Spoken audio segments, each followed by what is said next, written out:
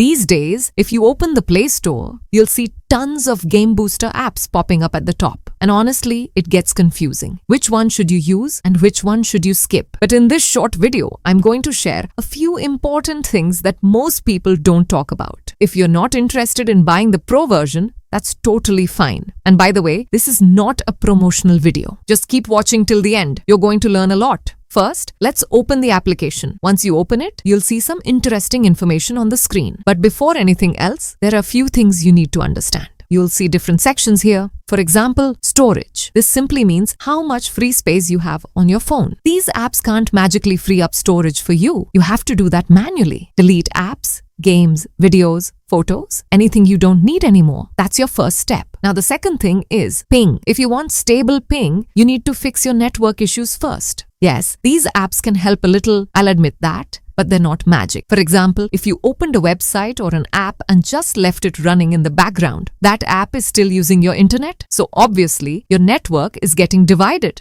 Now here's another common mistake. People play games while Messenger, Facebook, Instagram, and who knows how many social apps are running in the background. Telegram, IMO, and many more. Social apps constantly use background data. So what should you do? Long press the app, go to app info, then open data usage, turn off background data. Once you do that, those apps won't consume internet in the background. And that means your game will run on a more stable ping. Simple as that. Now let's go back to the application and don't get bored. This video is really important if you're a gamer. Next up is temperature. Yes, these apps claim they control temperature, and to some extent, they do. But you still need to check things manually. Just pick up your phone, go to settings, search for battery, then check battery status and optimization options. Enable battery optimization and save power options. This won't harm your phone at all. It simply closes useless background apps. You can also choose which apps you want enabled or disabled. If you don't want to uninstall an app like Instagram, long press it, battery usage, restrict background activity. Now listen carefully. I'm not saying these booster apps are bad.